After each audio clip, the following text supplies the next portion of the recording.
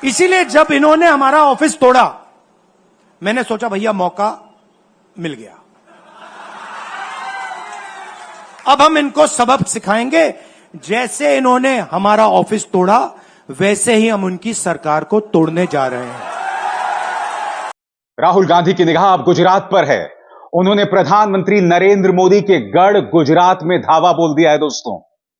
उन्होंने अपने कार्यकर्ताओं से कहा है डरो मत, और ऐसा इसलिए कहा उन्होंने क्योंकि उनके कार्यकर्ताओं पर हाल ही में भाजपा के कार्यकर्ताओं का हिंसक हमला हुआ था। सुनिए। मैं आपसे यहां कहने आया हूं, इन्होंने आपके ऑफिस पे आपके कार्यकर्ताओं पर आक्रमण किया है। अब आपको डरना नहीं है, डराना नहीं है। इन्होंने हमारे ऑफिस पे धमकाकर, ऑफिस को तोड़कर हमें चैलेंज दिया है। चैलेंज क्या है? गुजरात के चुनाव में मैं आपको बता रहा हूं, हम सब मिलकर इनको गुजरात में हराने जा रहे हैं। जो हमने कहा, और लिख के ले लो, कांग्रेस पार्टी की जो आत्मा है वो गुजरात के चुनाव में लड़ेगी, और नरेंद्र मोदी और बीजेपी को गुजरात में जैसे हमने अयोध्या में हराया है, वैसे ही हम गुजरात में इनको हराने जा रहे हैं।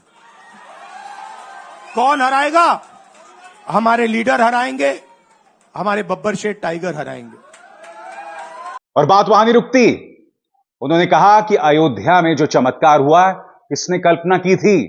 जो अयोध्या में हुआ था, फैजाबाद में हुआ था, वही गुजरात में होने जा रहा है। देखिए राहुल गांधी का आत्मविश्वास। आप क्या सोच सकते थे? मैं आपको पूछता हूं, आप क्या सोच सकते थे? चुनाव से पहले आप सोच सकते थे कि अयोध्या में बीजेपी हारेगी? ना। आप सोच सकते थे कि नरेंद्र मोदी से जान बचा के निकलेगा? मतलब मार्जिन ऐसे तुक्के से निकलेगा, सोच सकते थे? मैं आपको बता रहा हूं, जैसे ये अयोध्या में हारे, वैसे यहां पे हारने जा रहे हैं। दोस्तों, राहुल गांधी की गुजरात यात्रा क्यों अहमियत रखती है, मैं आपको बताता हूं। 2 कारणों से। क्योंकि संसद के अंदर प्रधानमंत्री नरेंद्र मोदी से आंखों में आंखें डाल के राहुल गांधी ने कहा था कि आप गुजरात हारने जा रहे हैं, कांग्रेस गुजरात जीतने जा रही है। और राहुल गांधी के जहन में गुजरात को लेकर प्लानिंग चल रही है, लगातार चल रही है। याद कीजिए दोस्तों, क्या कहा था उन्होंने संसद के अंदर। और आपको गुजरात में हराएंगे इस बार। आप लिख के ले लो, आपको ऑपोजिशन इंडिया गठबंधन गुजरात में हराने जा रहा है। इंतजार कीजिए। आज राहुल गांधी ने अपने कार्यकर्ताओं को जो संबोधन दिया, वो पूरी स्पीच में आपको सुनाऊंगा। मगर जो दूसरा बड़ा कारण है जो राहुल को यहां लाया है, याद कीजिएगा दोस्तों, राहुल गांधी भाषण देते हैं। भारतीय जनता पार्टी उसके बारे में दुष्प्रचार चलाता है कि राहुल गांधी हिंदुओं को हिंसक बता रहे हैं। नतीजा, गुजरात के अंदर कांग्रेस के कार्यकर्ताओं पर हमला, कांग्रेस के दफ्तर पर हमला। आज मैं एक सवाल पूछना चाहता हूं भाजपा के कार्यकर्ताओं से। आपने तो कहीं ना कहीं राहुल गांधी के कथन को सही साबित कर दिया जब उन्होंने कहा था कि भाजपा हिंसक होती है, आरएसएस हिंसक होती है। हिंसा का सहारा बीजेपी और आरएसएस लेती है, नफरत का सहारा प्रधानमंत्री नरेंद्र मोदी लेते हैं। कल्पना कीजिए दोस्तों, राहुल गांधी ने जो यह बयान दिया था, जिसमें उन्होंने भाजपा, आरएसएस और प्रधानमंत्री नरेंद्र मोदी को नफरती और हिंसक बताया था। कल्पना कीजिए अगर भाजपा के कार्यकर्ता बिल्कुल लगे रहो मुन्ना भाई फिल्म की तरह हाथ में एक गुलाब का फूल लेकर कांग्रेस के दफ्तर पहुंच जाती और कांग्रेस के कार्यकर्ताओं को कहती गेट वेल सून। आप जानते हैं उसका क्या असर पड़ता राजनीतिक तौर पर। मगर हिंसा करके भारतीय जनता पार्टी के कार्यकर्ताओं ने जिस तरह से हिंसा का इस्तेमाल किया, जिस तरह से पुलिस उन्हें रोकने में नाकाम साबित हो रही थी, वो ढेरों वीडियो सामने थे। आपने कहीं ना कहीं राहुल गांधी को सही साबित कर दिया है। तो यकीनन इस मुद्दे से भी राहुल गांधी वहां उतरे। वो पुलिस स्टेशंस गए जहां पर कांग्रेस के कार्यकर्ताओं को गिरफ्तार करके रखा गया था। वो गुजरात के दर्द में शरीक हुए, क्योंकि हाल ही के दिनों में गुजरात में कई बड़े हादसे हुए हैं। जी हां, कायदे से प्रधानमंत्री नरेंद्र मोदी को भी जाना चाहिए था, मगर राहुल गांधी उनके दर्द में शरीक हुए। मगर उससे पहले दोस्तों, उन्होंने अपने कार्यकर्ताओं को संबोधित किया। उन्होंने कहा कि हमसे बनारस में गलती हो गई, वरना बनारस के नतीजे कुछ और होते। अयोध्या फैजाबाद का चमत्कार किसने कल्पना की थी? अब वही होने जा रहा है गुजरात में, क्योंकि इसी गुजरात की भूमि से महात्मा गांधी ने डरो मत की बात कही थी, अंग्रेजों के सामने निरंतर संघर्ष करने की बात कही थी। राहुल गांधी के इस भाषण ने उनके कार्यकर्ताओं में ऊर्जा भरती है। मगर क्या इतना आसान होगा? क्या ये महज शब्द हैं? यानी कि हाथी के दांत दिखाने के कुछ, खाने के कुछ और। क्या है राहुल गांधी की इन बातों की कमजोरी, उसकी हम चर्चा करेंगे। क्या होंगी राहुल के सामने बड़ी चुनौतियां, उसकी भी हम चर्चा करेंगे। मगर सबसे पहले सुनिए राहुल गांधी का भाषण, एक एक शब्द पर गौर कीजिएगा और जाइएगा नहीं, क्योंकि भाषण के बाद मैं आपको बताने वाला हूं कौन सी गंभीर चुनौतियां हैं राहुल गांधी के सामने। पार्लियामेंट हाउस में आपने देखा होगा कि अजीब सी बात है, बीजेपी की जो पूरी मूवमेंट थी, राम मंदिर की, अयोध्या की मूवमेंट थी। सही बात, शुरुआत अडवाणी जी ने की थी, रथ यात्रा हुई थी, उसमें आपने अडवाणी जी को रथ पे देखा था। कहा जाता है कि नरेंद्र मोदी जी ने उस यात्रा में अडवाणी जी की मदद की थी। इनकी शुरुआत वहां हुई, राइट? ठीक है, रथ यात्रा चली और पार्लियामेंट में मैं सोच रहा था कि उन्होंने राम मंदिर का इनॉग्रेशन किया और राम मंदिर के इनॉग्रेशन में अदानी जी दिख गए, अंबानी जी दिख गए, मगर गरीब व्यक्ति वहां कोई नहीं दिखा। आपने देखा होगा, टीवी पे देखा आपने। अब उसका नतीजा बताता हूं। पार्लियामेंट में मैं यहां बैठता हूं, यहां पे अयोध्या के एमपी बैठते हैं, देखा आपने उनका चेहरा, इंडिया गठबंधन के हैं, है ना। मैंने उनसे पूछा कि भैया आप मुझे एक बात समझाओ, ये बीजेपी ने अपनी पूरी पॉलिटिक्स अयोध्या की पॉलिटिक्स थी। चुनाव के पहले इन्होंने राम मंदिर का इनॉग्रेशन किया, राम भगवान को पॉलिटिसाइज करने की कोशिश की, मीडिया में फैला दिया। मैंने उनसे पूछा भैया एक बात बताओ, ये हुआ क्या कि उन्होंने राम मंदिर का इनॉग्रेशन किया और इंडिया गठबंधन अयोध्या में चुनाव जीत गया, ये हुआ क्या? और मुझे जवाब उन्होंने दिया, मैं ये जवाब आपको देना चाहता हूं। उन्होंने कहा राहुल जी, मुझे पता लग गया था, तकरीबन 6 महीने पहले मुझे पता लग गया था कि मैं अयोध्या से लड़ूंगा, और जिस दिन मुझे पता लगा उस दिन मुझे यह भी मालूम था कि मैं सिर्फ लड़ूंगा नहीं, इंडिया गठबंधन अयोध्या से जीतने जा रहा है। मैंने कहा कि आपको कैसे मालूम? पूरी देश में, मीडिया में, सब जगह राम मंदिर का इनॉग्रेशन हुआ, तो आपको कैसे मालूम? उन्होंने कहा कि राहुल जी, जब मैं अयोध्या में लोगों से बात करता था तो मुझे अयोध्या के लोग सिर्फ 2-3 चीजें कहते थे। पहली बात कहते थे कि अयोध्या में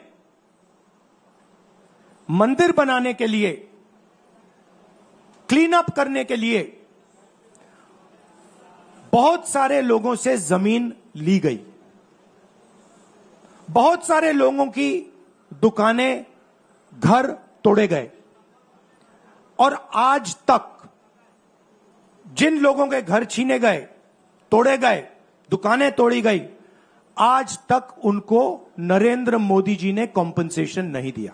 पहली बात, जहां भी वो जाता था लोग उनसे कहते थे हमारी जमीन छीनी गई, सरकार ने हमें मुआवजा नहीं दिया। दूसरी बात, अयोध्या का इंटरनेशनल एयरपोर्ट बना, बड़ा एयरपोर्ट, जमीन किसकी गई? अयोध्या के किसानों की जमीन गई। आज तक उनको सही मुआवजा नहीं मिला। और तीसरी बात इन्होंने बताई मुझे, तीसरी बात राहुल जी, अयोध्या की जनता को बहुत गुस्सा आया जब उन्होंने देखा कि राम मंदिर के इनॉग्रेशन में अयोध्या का एक भी व्यक्ति नहीं था। यह कारण थे। मगर मैं आपको यह कहानी क्यों बता रहा हूं?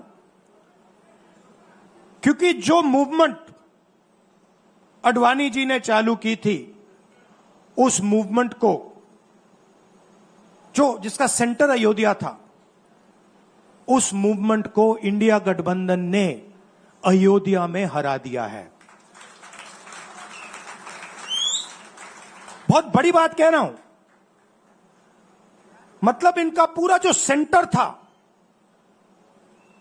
वहां पे हमने, आप जैसे कार्यकर्ताओं ने, कांग्रेस पार्टी के कार्यकर्ताओं ने, और आप जाके पूछिए वहां पे समाजवादी पार्टी के किसी भी नेता से पूछ लीजिए और वो आपको बताएगा कि कांग्रेस पार्टी का कार्यकर्ता बब्बर शेर जैसे हमारे साथ खड़ा हो गया था, 1 इंच पीछे नहीं हटा। तो अयोध्या में कांग्रेस पार्टी ने, इंडिया गठबंधन ने इनको हराया है। तो अगला स्टेप क्या है? अब इन्होंने क्या किया? अच्छा, अंदर की बात बताता हूं। अब यहां आया हूं, परिवार से बात हो रही, तो अंदर की इनसाइड ट्रैक बता देता हूं। इनसाइड ट्रैक है, उसी एमपी ने बताया, राहुल जी यहां पे 3 बार सर्वे हुआ था। नरेंद्र मोदी जी वाराणसी से नहीं लड़ना चाहते थे, नरेंद्र मोदी जी अयोध्या से लड़ना चाहते थे। उनके सर्वेयर आए, 3 बार आए, नरेंद्र मोदी जी आए, और सर्वेयर ने उनको कह दिया, नरेंद्र मोदी जी अगर आप अयोध्या से लड़ेंगे, आप अयोध्या में हारेंगे। आप अयोध्या में मत लड़िए, क्योंकि अगर आप लड़ गए, आपका राजनीतिक करियर अयोध्या में खत्म हो जाएगा। इसलिए अयोध्या से नहीं लड़े, वाराणसी से लड़े। और वाराणसी में हमने 1-2 छोटी गलती कर दी, नहीं तो वहां उनको निपट लेते। मतलब आप देखिए, अयोध्या में उन्हीं के लोगों ने उनसे कहा कि हारोगे, और काशी में कितने से जीते? 1 लाख वोट से जीते। मतलब जान बचा के निकले हैं। सच्चाई है। जैसे मैंने पार्लियामेंट हाउस में कहा, हमारा काम, ये जो लगा रखा है मैंने आज, ये जो चिन्ह लगा रखा है, इसको क्या कहते हैं? अभय मुद्रा कहते हैं। ये आपका चिन्ह है, इसको भूलो मत। आप आज वापस जाओगे, अलग अलग धर्म के लोग हो आप, हर धर्म में यह चिन्ह आपको दिखाई देगा। गुरु नानक जी की फोटो देखिए, महावीर की देखिए, बुद्धा की देखिए। इस्लाम में भी, जैसे मैंने पार्लियामेंट में कहा, दुआ मांगी जाती है, दोनों हाथ से ऐसे मांगी जाती है। आप शिव जी की फोटो देखिए, उसमें आपको यह दिखाई देगा। और इसका मतलब है डरो मत, डराओ मत। और मैं आपसे यहां कहने आया हूं, इन्होंने आपके ऑफिस पे, आपके कार्यकर्ताओं पर आक्रमण किया है। अब आपको डरना नहीं है, डराना नहीं है। इन्होंने हमारे ऑफिस पे धमकाकर, ऑफिस को तोड़कर हमें चैलेंज दिया है। चैलेंज क्या है? गुजरात के चुनाव में मैं आपको बता रहा हूं, हम सब मिलकर इनको गुजरात में हराने जा रहे हैं। जो हमने कहा, और लिख के ले लो, कांग्रेस पार्टी की जो आत्मा है वो गुजरात के चुनाव में लड़ेगी, और नरेंद्र मोदी और बीजेपी को गुजरात में, जैसे हमने अयोध्या में हराया है, वैसे ही हम गुजरात में इनको हराने जा रहे हैं। कौन हराएगा? हमारे लीडर हराएंगे, हमारे बब्बर शेर टाइगर हराएंगे। आपको, आप देख रहे हो, मैं बता रहा हूं आपको, देखो 50% आप में से लोग 50% आप क्या सोच सकते थे, मैं आपको पूछता हूं, आप क्या सोच सकते थे चुनाव से पहले? आप सोच सकते थे कि अयोध्या में बीजेपी हारेगी ना? आप सोच सकते थे कि नरेंद्र मोदी से जान बचा के निकलेगा, मतलब मार्जिन ऐसे तुक्के से निकलेगा, सोच सकते थे? मैं आपको बता रहा हूं, जैसे ये अयोध्या में हारे वैसे यहां पे हारने जा रहे हैं।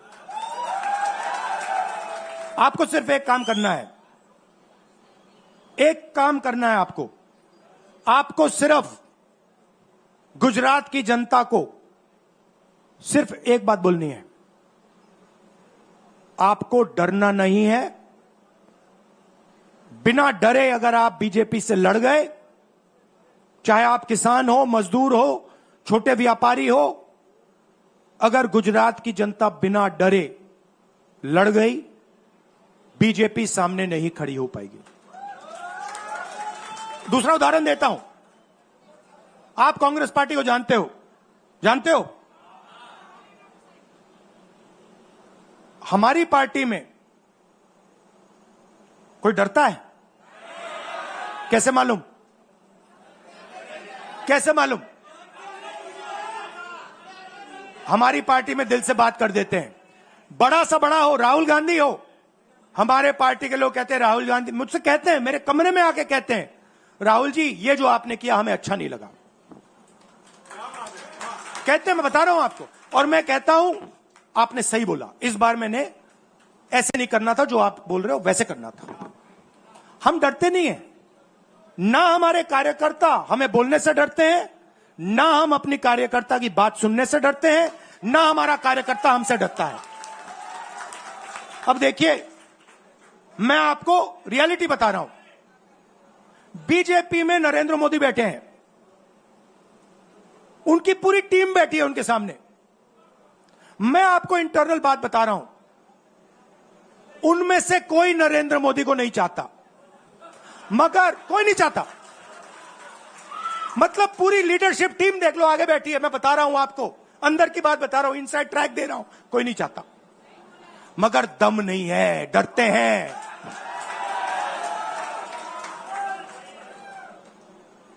अगर नरेंद्र मोदी जैसा लीडर कांग्रेस पार्टी में होता, पूरी कांग्रेस पार्टी खड़े हो जाती, कहती है नहीं हम डरते नहीं है, हटो यहां से। मगर उनकी पार्टी में दम ही नहीं है, उनके कार्यकर्ताओं में दम नहीं है। आप देखो ना, एक आदमी खड़ा है वहां पे, सबकी हवा निकल गई, मतलब कार्यकर्ताओं की हवा निकल गई, आरएसएस की हवा निकल गई, सारे लीडर्स की हवा निकल गई। सच बोल रहा हूं ना। और हमारे मतलब छोटा कार्यकर्ता होता है, टाइगर होता है, आता है कांग्रेस प्रेसिडेंट के सामने, आता है राहुल गांधी के सामने, आता है, कहता है भैया मेरे दिल में ये बात है, आपको ना लगे मैं तो बोल रहा हूं। तो ये है कांग्रेस पार्टी। अंग्रेजों के साथ ये खड़े हो गए थे सारे के सारे आरएसएस वाले। हम लड़े थे, हमने कहा, देश से हमने कहा था डरो मत, डराओ मत, हमने कहा था। बीजेपी के लोगों ने हाथ जोड़ के कहा था भैया डर गए हम, जो करना है कर लो। तो आप अपनी हिस्ट्री समझो, जो डर की भावना होती है ना, वो आप में नहीं है, उनमें है। और इसी के कारण मैं आपको बता रहा हूं, कांग्रेस पार्टी गुजरात में जीतेगी और गुजरात से ही नई कांग्रेस पार्टी बनेगी। क्योंकि कांग्रेस पार्टी, मैं गहरी बात बोल रहा हूं, मैं ऐसी आलतू फालतू बात नहीं करता हूं। देखिए, कांग्रेस पार्टी बनी कहां थी? मतलब हमारे जो सबसे बड़े नेता थे, जिन्होंने रास्ता दिखाया था। आप क्या सोचते हो, जब यहां अंग्रेज राज करते थे, क्या डर नहीं था? गुजरात के व्यक्ति ने कहा था, महात्मा गांधी ने देश को कहा कि देखो, डरो मत, डराओ मत। और आग गुजरात से शुरू हुई थी। और आज अगर कांग्रेस पार्टी है तो वो पार्टी, वो भावना, वो सोच गुजरात से शुरू हुई थी। इसीलिए जब इन्होंने हमारा ऑफिस तोड़ा, मैंने सोचा भैया मौका मिल गया, अब हम इनको सबक सिखाएंगे। जैसे इन्होंने हमारा ऑफिस तोड़ा, वैसे ही हम उनकी सरकार को तोड़ने जा रहे हैं। अच्छा, अब मैंने डरो मत की बात करी, मगर एक शिकायत भी है।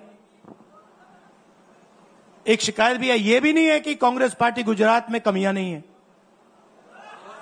ये कहना पड़ेगा, कहना पड़ेगा। कमी क्या है? एक कार्यकर्ता ने मुझे बहुत अच्छी तरह बताया, कांग्रेस पार्टी के कार्यकर्ता ने, राहुल जी, कहता है मुझे, राहुल जी,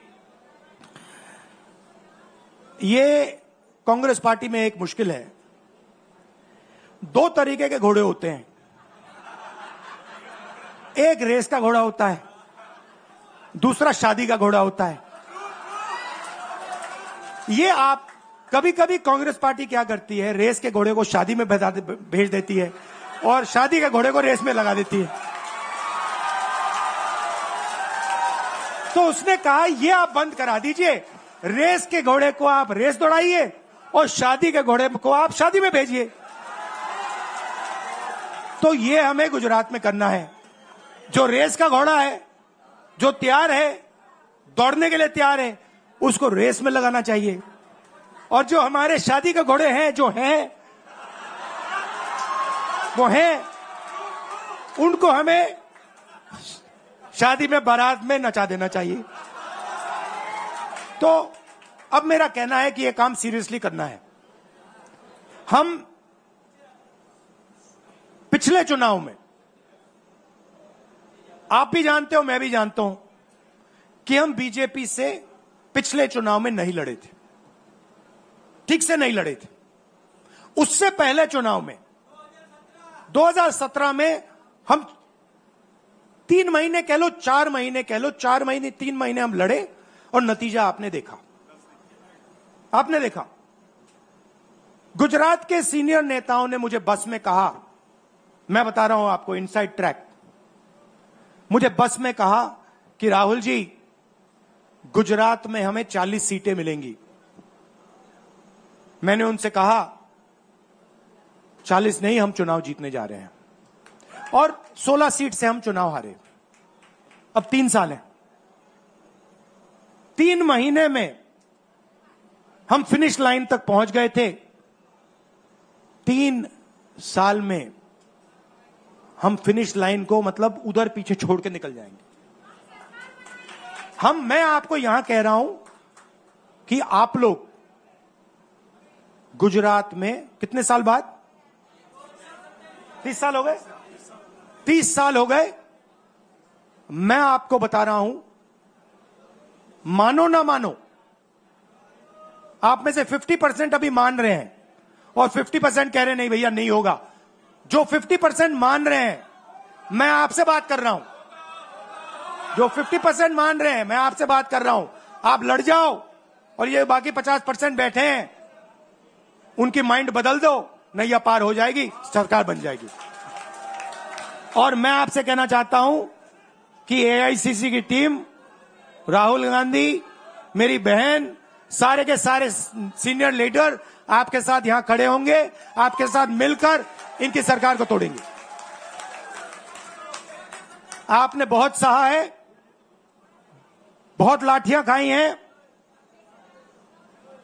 बहुत अपमान हुआ है आपका, गालियां खाई हैं आपने, अब बहुत हो गया। अब इनको हमें सबक सिखाना है और हम इनको हराने जा रहे हैं। और नफरत से नहीं, मोहब्बत से मोहब्बत से आप देखना, मोहब्बत से हम इनको हराएंगे। कैसे? क्योंकि नरेंद्र मोदी जी का जो विजन था,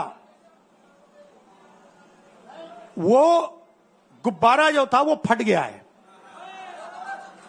फटाक से वो फट गया है। आप सोचिए, पार्लियामेंट हाउस में नरेंद्र मोदी वहां बैठे, मैं यहां, और मैंने प्रधानमंत्री जी से उनके सामने कहा कि नरेंद्र मोदी जी, आप एक व्यक्ति भी नहीं कह सकता हूं, पता नहीं आप क्या हैं, क्योंकि आपने ही कहा कि मैं नॉन बायोलॉजिकल हूं, मैं बायोलॉजिकल नहीं हूं, और मेरा सीधा डायरेक्ट कनेक्शन है ईश्वर से। अरे भैया, आपका डायरेक्ट कनेक्शन है ईश्वर से, तो अयोध्या कैसे हार गए? कैसे हार गए? तो हमारे प्रधानमंत्री सोचते हैं कि बाकी सब लोग बायोलॉजिकल, गुजरात की जनता बायोलॉजिकल, गांधी जी बायोलॉजिकल, हिंदुस्तान के किसान मजदूर सब लोग बायोलॉजिकल, और Narendra Modi non biological. Speaker sir ने मुझे कहा, ऐसे मत बोलिए। मैंने कहा, मैं थोड़ी बोल रहा हूं, ये तो प्रधानमंत्री बोल रहे थे, मैं तो उनकी बात कर रहा हूं। स्पीकर बिल्कुल चुप हो गए। बात तो सही है,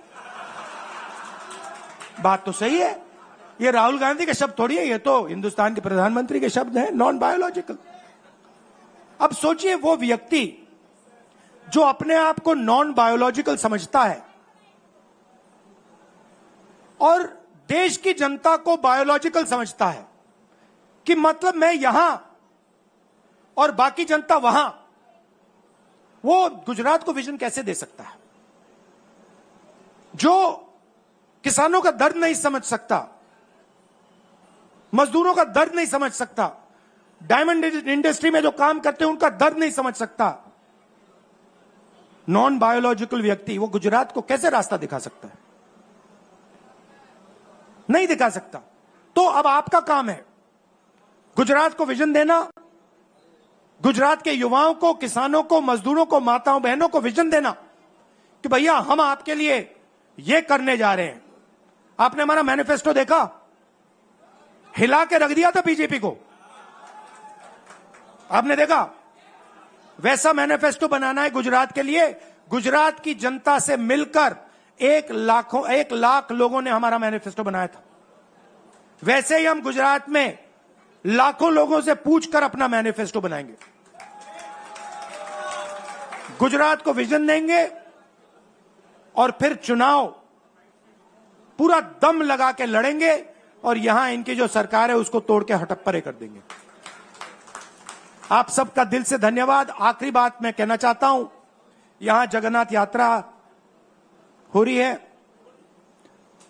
आप सबको, और जो यात्रा में भाग लेंगे, आप सबको शुभकामनाएं देना चाहता हूं, और दिल से प्यार देना चाहता हूं।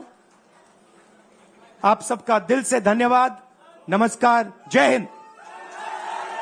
अभय मुद्रा, डरो मत, डराओ मत।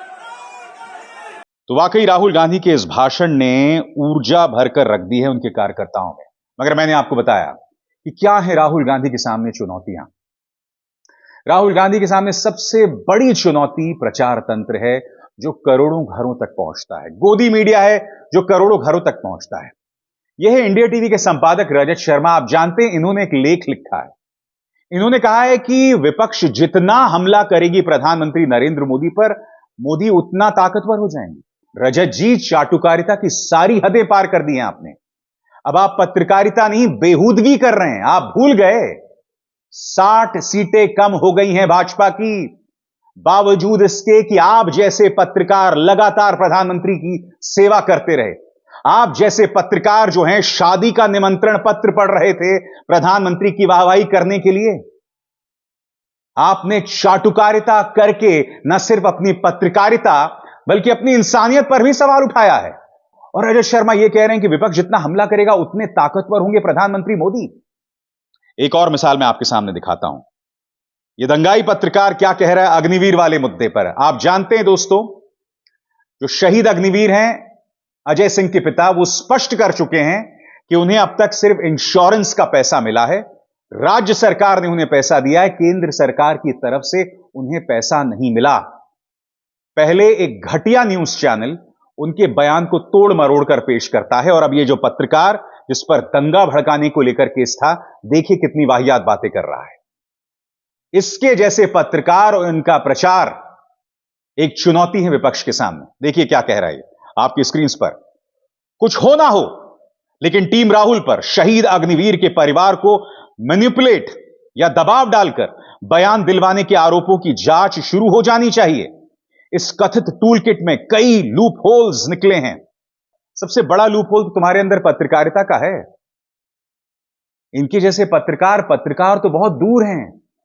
इनकी सोच दंगाई है, इनकी पत्रकारिता दंगाई है, और इसके अलावा कुछ नहीं। और ये देखिए तिहाड़ रिटर्न पत्रकार क्या कह रहा है। क्या राहुल गांधी अब भी चुनाव प्रचार के मूड में है? जो प्रधानमंत्री नरेंद्र मोदी एक चुनाव खत्म होता है, अगले ही दिन चुनाव प्रचार में लग जाते हैं। गुजरात के नेशनल गेम्स को अपने रोड शो में बदल देते हैं। जिस प्रधानमंत्री नरेंद्र मोदी की अधिकतर ऊर्जा सिर्फ चुनाव प्रचार में डालता है, अगर विपक्ष जो है वो थोड़ा सा सक्रिय हो गया तो इस तरह से हमला किया जाता है। विपक्ष की तो कमजोरी ही यही रही है दोस्तों, कि ये लोग चुनाव में बहुत बाद में जाके उतरते हैं, और जिसका सबसे बड़ा कारण यह है कि इनके पास पैसे नहीं है, इनके पास रिसोर्सेज नहीं है। और अगर राहुल गांधी इस वक्त मैदान में उतर भी रहे हैं और चुनाव प्रचार कर भी रहे हैं, तो यह तो विपक्ष का अधिकार है। क्योंकि कुछ दिनों पहले तक यही मीडिया कहता था, मैं भी कहता था, कि भाई विपक्ष को हो क्या गया है, ये लोग जान क्यों नहीं डाल रहे, ये लोग मेहनत क्यों नहीं कर रहे हैं। और अब जबकि राहुल गांधी मेहनत कर रहे हैं, मुद्दे उठा रहे हैं, चाहे हाथरस हो या गुजरात, इनको तकलीफ हो रही है। और बात यहां नहीं रुकती दोस्तों, आपके सामने अब ये प्रधानमंत्री को पनौती तक करार दे रहे हैं। देखिए किस तरह का कार्यक्रम किया। हार पर पनौती तो जीत श्रेय क्यों नहीं। मैं आपसे एक सवाल पूछना चाहता हूं। ये जो हाल ही में हमने वर्ल्ड कप जीता, इससे पहले पिछले 10 सालों में जितने भी वर्ल्ड कप हुए, भारत नहीं जीत पाया। और उसके चलते सोशल मीडिया में एक प्रचार चलाया गया, एक शब्दावली का इस्तेमाल किया गया, पनौती। मैंने खुद उसकी बार बार आलोचना की है, मगर दोस्तों इसकी चर्चा मुख्य धारा की मीडिया में नहीं होती थी। इसकी चर्चा सिर्फ सोशल मीडिया में होती थी। मगर इस वाहियात पत्रकार ने इसे प्राइम टाइम में जगह दे दी है। प्रधानमंत्री को पनौती करार दे रहा है यह आदमी, और बात यहां नहीं रुकती। कह रहा है कि प्रधानमंत्री को अब जीत का श्रेय क्यों नहीं। मिस्टर तिहाड़ नरेश, मैं आपको याद दिलाना चाहूंगा, आप ही के चैनल में पापा की इस परी ने प्रोग्राम किया था, इंडिया के पापा। आप ही के चैनल में पापा की एक परी ने प्रोग्राम किया था कि प्रधानमंत्री जितवाएंगे वर्ल्ड कप, और ये पिछला वर्ल्ड कप था, ये वाला नहीं। आप ही के चैनल में ये चलाया गया था कि प्रधानमंत्री Olympic gold medalist Neeraj Chopra को बताएंगे कि गोल्ड मेडल कैसे जीता जाता है। तो जहां भारत जीतती भी नहीं है, वहां का श्रेय प्रधानमंत्री को दे दिया जाता है। और सबसे बड़ी बात, सड़क पर संघर्ष कर रहे हमारे पहलवानों से प्रधानमंत्री नहीं मिलते, मगर वही पहलवान जब मेडल लेकर आते हैं तो प्रधानमंत्री उन्हें अपने घर बुलाते हैं। प्रधानमंत्री ने क्रिकेटर्स को अपने घर बुलाया, उनके साथ लंबी चौड़ी बातचीत की।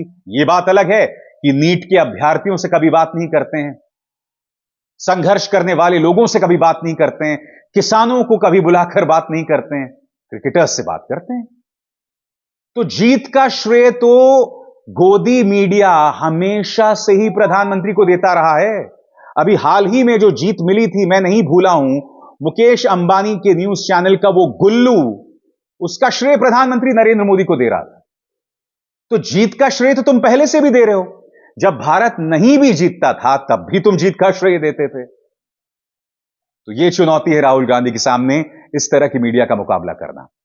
राहुल गांधी के सामने एक और चुनौती है, उन्हें अपनी गुजरात यूनिट में एका कायम करना है, यूनिटी कायम करना है। गुजरात यूनिट लगातार बिखर रही है दोस्तों, जिस तरह से मध्य प्रदेश यूनिट बिखर गई। मध्य प्रदेश में कई स्थानीय नेता जो हैं कांग्रेस के, वो भाजपा में शामिल हो गए। खुद कमलनाथ जाने वाले थे। कहने का अर्थ बहुत साफ है दोस्तों। कहने का अर्थ यह है कि राहुल को अपने गिरेबान में झांक कर देखना पड़ेगा, अपने कांग्रेस के आंगन में झांक कर देखना पड़ेगा, चाहे वो गुजरात हो चाहे मध्य प्रदेश, जहां पार्टी बिखराव की तरफ है। उन्हें नेताओं को सामने बिठाकर प्राथमिकताएं तय करनी पड़ेगी, एक रोड मैप बनाना पड़ेगा। हवा में बात करने से, हीरो की तरह अपनी बाहें ऊपर करने से बात नहीं बनने वाली है। राजनीति खेलनी है तो गंभीरता से खेलिए। बकायदी तो हर कोई इंसान कर लेता है। मुद्दे पर आइए, अपनी जो अंदरूनी कमजोरियां हैं उसे संबोधित कीजिए। उसे संबोधित किए बगैर आप गुजरात में चमत्कार की उम्मीद नहीं कर सकते हैं। मैं राहुल गांधी के इस दावे को गंभीरता से सिर्फ इसलिए ले रहा हूं क्योंकि याद कीजिएगा, पिछला गुजरात चुनाव नहीं, उससे पहला जो गुजरात चुनाव था, कांग्रेस ने एक बहुत जबरदस्त लड़ाई लड़ी थी। कांग्रेस और भाजपा के बीच में हार जीत का कोई बहुत ज्यादा अंतर नहीं था, बहुत ज्यादा अंतर नहीं था। और उस वक्त भी प्रधानमंत्री नरेंद्र मोदी ने विक्टिम कार्ड खेला था, पीड़ित कार्ड खेला था, जिसका भाजपा को फायदा हो गया था। कहने का अर्थ यह है कि कांग्रेस गुजरात में कमाल कर सकती है। उसने बनासकांठा में लोकसभा चुनाव जीत लिया था। यानी कि ग्रामीण गुजरात में भाजपा का दबदबा है, मगर गुजरात बुनियादी तौर पर एक शहरी राज्य है, एक अर्बन राज्य है। राहुल गांधी को रणनीति पर विचार करना पड़ेगा और इन तमाम मुद्दों पर विचार करना पड़ेगा। अपने स्ट्रांग होल्ड्स में जाकर उन क्षेत्रीय नेताओं से बात करना होगा कि हमारी क्या ताकत थी जिस पर हमें जोर देने की जरूरत है, हमारी क्या गलतियां थी जिस पर हमें जोर देने की जरूरत है। दिक्कत क्या है दोस्तों, चाहे गुजरात हो चाहे मध्य प्रदेश हो, कांग्रेस ने चुनाव ही नहीं लड़ा। कुछ तो खैर पैसे नहीं थे और कुछ पार्टी बुरी तरह से बटी हुई थी। यही हालत छत्तीसगढ़ की थी, जबकि इनके पास बहुत दिग्गज नेता हैं, फिर भी वहां कमाल नहीं कर पाए। कहने का अर्थ यह कि लफ्फाजी करना बहुत आसान है। मुद्दे पर आइए, मुद्दों पर फोकस कीजिए और फिर कमाल होगा, चमत्कार होगा।